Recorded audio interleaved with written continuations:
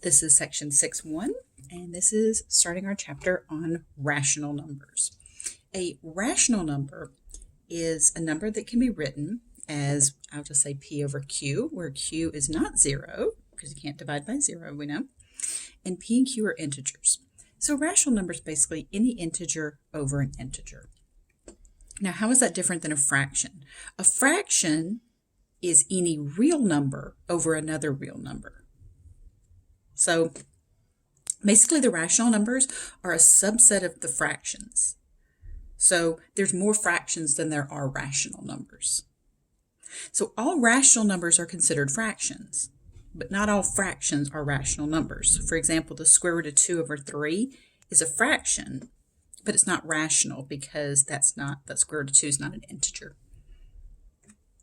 We typically use the words interchangeably. And I think in this chapter, in this section, the textbook uses them interchangeably as well. But just know from here forward, if I say fraction, that I am referring to a rational number.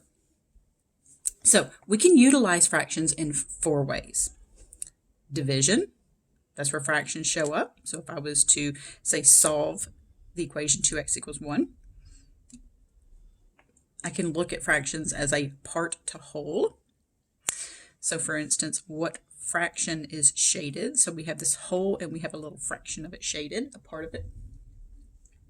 A ratio, if we were to say that the ratio of men to women in a certain classroom is 1 to 4, we can also write that as 1 over 4. We can write that as a fraction or a rational number as well.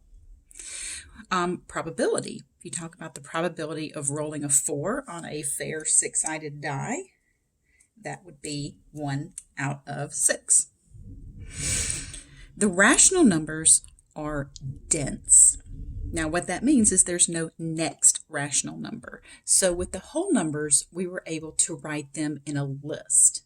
0, 1, 2, 3, 4, blah, blah, blah. The natural numbers, 1, 2, 3, 4.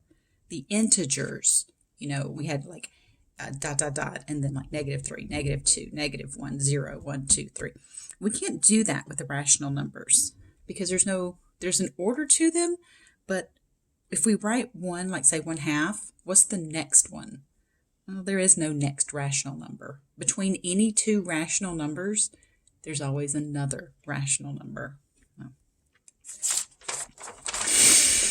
We can look at some ways to illustrate fractions. We can use an area model where we have, this kind of rectangle. You could also use a circle. And you talk about a part out of a whole shaded. You can use a number line for fractions. So you just say, okay, from 0 to 1, what fraction is shaded? Now that's helpful for teaching them measurement as well. If you're going to teach them how to say, read, like say a tape measure or a ruler or something, then it's good to know these fractions between 0 and 1. You can use a set model. So this one is just 1 out of 3. So each one of these represents 1/3. Now remember, fractions are subdivided into proper and improper fractions.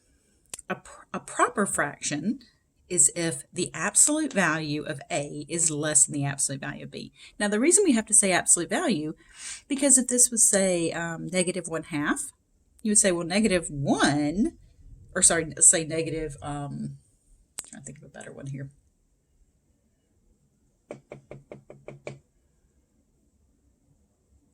-5 over 3.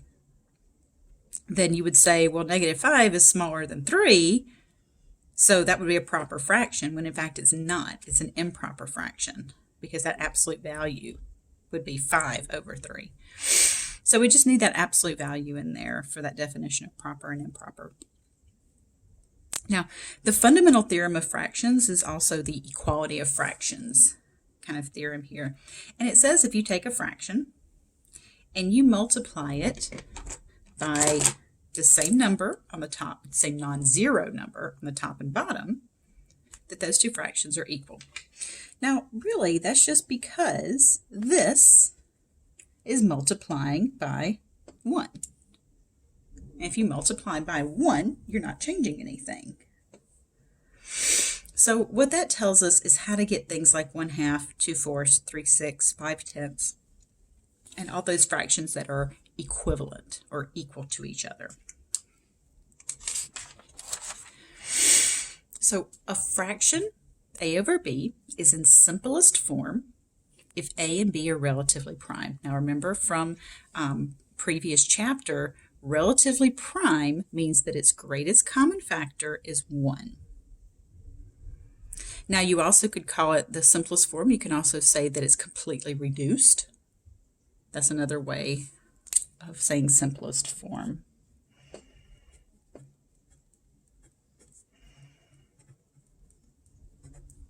So let's use an area model to illustrate 1/2 being equal to 3/6. So what I did was I drew a little rectangle and I subdivided it into 2 pieces. And I shaded 1 out of those 2 pieces, so that was 1/2. Now if I go back through, and let me just add in a different color some more subdivisions. Now I've got 1, 2, 3, 4, 5, 6 smaller squares. 3 out of those 6 are shaded. So that 1/2 is the same as 3/6. Down here, 1/4 and 4/16. I took 1 square, subdivided it into 4 pieces. Here's one of them. And then I subdivided each one of these 4 squares into 4 themselves. All right. And I got 1, 2, 3, 4, 5, 6, 7, 8, 9, 10, 11, 12, 13, 14, 15, 16 little squares. 4 out of those 16 are shaded.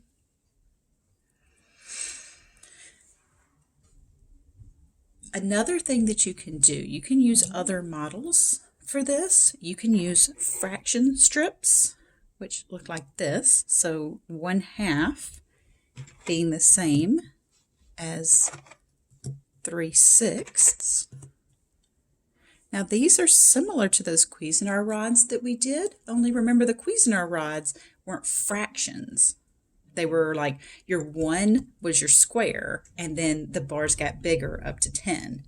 Here, the big one is your 1, and then they're subdivided. So it's very similar to the Cuisenaire rods, but instead of the 1 being the smallest, so in this case, the smallest subdivision we have is 1/12. This was our 1 with the Cuisenaire rods, and then the numbers went up. So you can see here that 1/2 is the same as 3/6. And you can use the physical fraction bars for this. You can, draw area model pictures. There's also on the same website I showed you guys with the Cuisenaire rods, Math Playground. There's also little fractions that you can use. So like that's 1/2. I set that one to 2/4, 3/6, 4/8. So like this one, the 5/10. You can just slide that numerator. It's changing the numerator here to see how many tenths you would need to get the same. If I wanted to change the denominator to say, I don't know, 9. How many ninths make up a half? Well, you can see that you can't make up a half with ninths. So you can also do this on an electronic device if you didn't want to have the physical manipulatives in front of you. So this question was posed to me just a few months ago from a 4th grader. I was in a 4th grade classroom helping out, and he brought me this and said, "This is proof. 1/4 is larger than a half." And I knew he was messing with me, but he didn't actually believe that. But he brought it to me anyway, and some other kids believed him. They were like, "Oh, wait, no, I thought you said that 1/4 was smaller than a half." And of course, they grabbed these up first thing and said, "No, look, 1/4 is smaller than a half." So how do you respond to that? Here's a 1/4, here's a half. On the fraction bars, a 1/4 is smaller than a half, but here it's bigger. You can't compare these because they're not fractions of the same whole. Both of these are half and a fourth of the same whole. This would be like comparing half of my annual income to 1/4 of Bill Gates' annual income. They're not close. Spoiler alert, just in case you guys thought that going into teaching was going to be a lucrative and profitable profession. It's not. But hey, you do it for the love of the game. So these wholes need to be the same.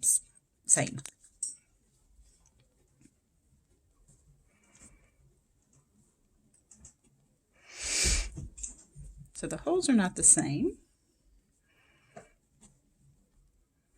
So you can't compare these. So if you were going to compare them, you would say, well, let's draw this same size whole over here and partition it into 4 equal pieces. There's 1/4 of that same size whole. They're smaller. Over here, if I'm going to use a same size whole, a half would look like that. So that's the half. And that smaller region over here is the 4th. So if we wanted to compare these, we would have to make sure that the wholes that we're using are the same. So that's why it's good to use these fraction strips or something similar, because they're all based on the same size whole. So to compare two fractions, you can get a common denominator and then compare the numerators. So this one is one of the easier ways after you learn how to get a common denominator. So we get 3/10 and 4/10. 4/10 is bigger. You can get a common numerator and then compare the denominators. This one is not as easy for kids or adults for that matter. If you have the same denominator, the same numerator, and you're comparing these denominators, the bigger denominator means that you have more pieces, so they're smaller sized pieces. So with this one, if you want to determine which one's bigger, your natural instinct is to be like, oh, 4 is bigger than 3. But over here, your instincts might be like 6 is bigger than 5, 1/6 is bigger. No. This is something cut into 6 pieces. This is cut into 5 pieces. More pieces mean the pieces are smaller. Okay? So that means that 1/6 is smaller than a 1/5. You can use the property that A over B is equal to C over D if and only if A times D is equal to B times C. That cross product. And that property extends to greater than and less than as well. So for instance, 1/5 and 1/6, 6 times 1 is 6, 5 times 1 is 5, 6 is bigger than 5. So we can use fraction bars like I showed you earlier, or we can use area models like we did earlier. Okay, so let's talk about what fraction is shaded. So let's pause the video and see if you can write what fraction each one of these is.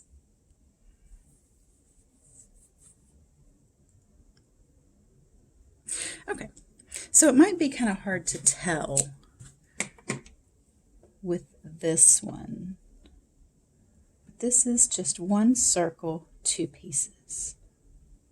Because of the lines on the paper, it looks like it might be subdivided into fourths, and it's really not in that part A. This one is subdivided into fourths. So I'm just going to try to go over that with a little bit darker pen to try to help. All right, this first one's kind of tricky. These are 2 separate wholes. So you might look at this and say that's 3/4 because you're counting 1, 2, 3, 4. But it's not one thing partitioned into 4 groups. It's one whole and half of another. This is 1 and 1/2. Or you could say that's a half, that's another half, that's another half. So how many halves did I have? I had 3 halves. So you can look at that either way. Now the next one is the example of 3/4 because it's one whole cut into 4 equal pieces. This one is 3/4. These often get mixed up. The difference is how many pieces that the one whole is cut into. All right, this one. So is this one 1/3? Because there's 1, 2, 3 pieces. No, it is not. Because what I didn't draw that you should fill in is that line right there. Those pieces need to be equal-sized pieces. That's important. So this is 1/4. So remember, the pieces need to be equally sized.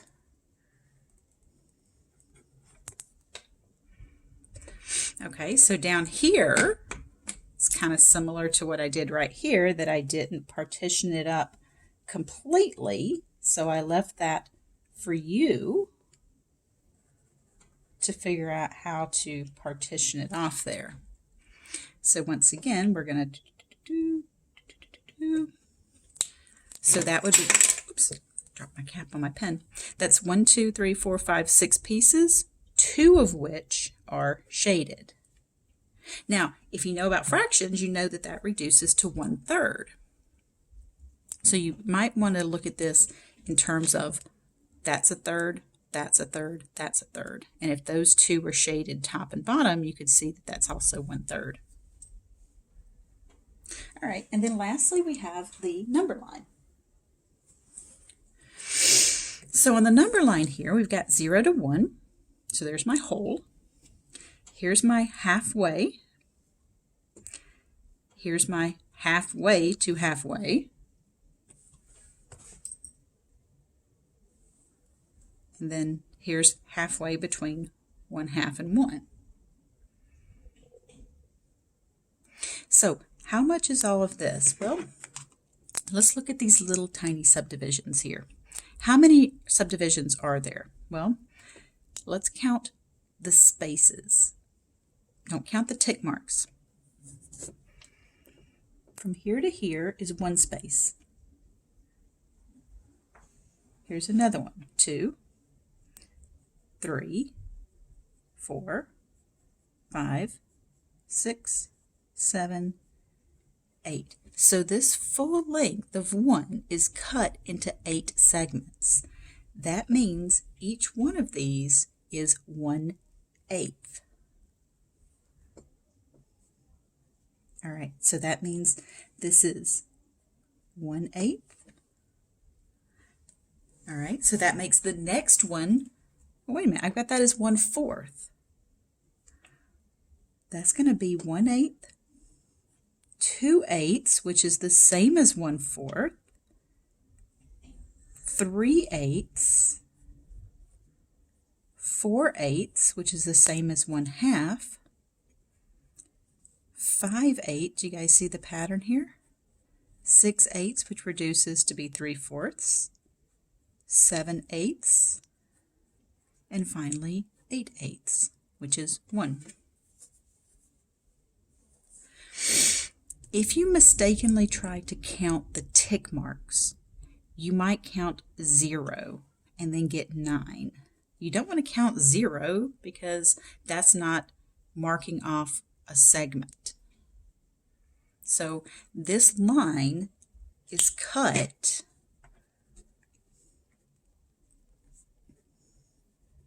the line from 0 to 1 is cut into 8 equal segments or spaces. Now, how many are shaded? Well, I shaded 1, 2, 3 of those segments. So 3/8 is what's shaded here.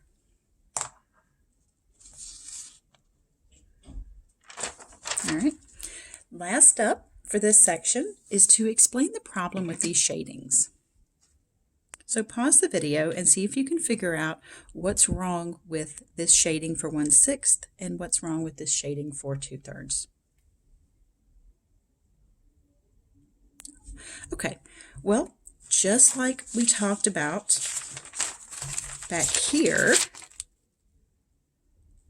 the holes have to be the same if you're comparing fractions. Well, we're not comparing fractions, so we don't have to worry about that. But right here, remember how we said that the pieces have to be equal sizes. So you could use a circle, you could use a trapezoid to show things like 1/6 or 2/3, but the pieces have to be equal. Okay? So these are not cut into equal sized pieces. See, that triangle is not the same size as that rectangle. Those two triangles are the same, but that rectangle is not the same in there. And these, even though they're equidistant apart, because this is a circle, these segments are not the same. These little shaded segments. So we can't call that 1/6. So it has to do with the pieces not being equally sized. So we certainly can partition a circle into equal sized pieces. We could, can we do a trapezoid into equal sized pieces? I don't know. I've never tried, but maybe. So, okay, that does conclude section 6.1.